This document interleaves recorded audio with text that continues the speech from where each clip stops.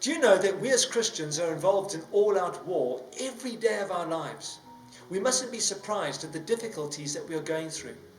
In Ephesians chapter 6, the Apostle Paul writes, "Finally, be strong in the Lord and in his mighty power.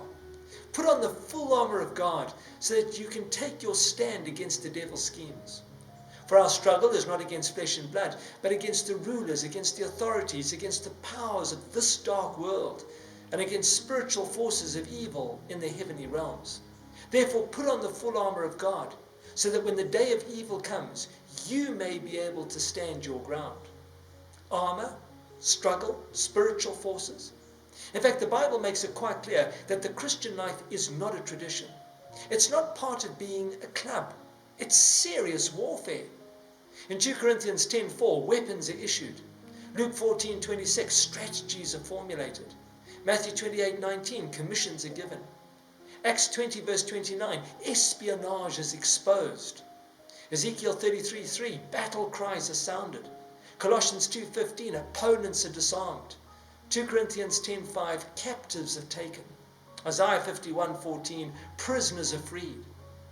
In 1 Corinthians 15:57, victories are won. We cannot have victory in our Christian lives without battle. We need to look beyond our problems to God's solutions, beyond our needs to God's provision. In Philippians 4:13, Paul writes, "I can do everything through him who gives me strength." In Romans 8 verse 31, "If God is for us, who can be against us?" In Romans 8:37, "No, in all these things we are more than conquerors through him who loved us." There is no sin in yours and my life that is so great that God's grace is not greater still. There is no enemy against your life that Jesus is not stronger still.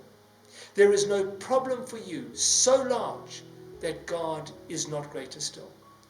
In 1 John 4:4, the Holy Spirit says, "The one who is in you is greater than the one who is in the world." We are Christian people with a message of life and death.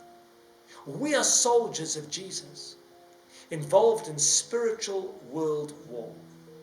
Let us wake up to the urgency of a world going to hell and the spiritual emergency in the church during this lockdown. God's truth is at stake, as it always is. Non-Christian lives are rampant around us in politics, film, books, views. In Psalm 94 verse 16, God said, "Who will rise up for me against the wicked? Who will take a stand for me against evildoers?" The priority of our time at work with our family and our friends is to Mark 12, love God with all our heart, soul, mind and strength. Which means Proverbs 1 verse 7, we're to hold God in reverent fear. He is mighty and holy. Proverbs 8:13, in honouring the Lord we're to hate evil. In John 14:15, we must show our love for God by our obedience to his commands. And in so doing, Mark 12, love our neighbours as ourselves. And in all things, Romans 12:21, do not let evil defeat you. Instead, conquer evil with good. May God bless you.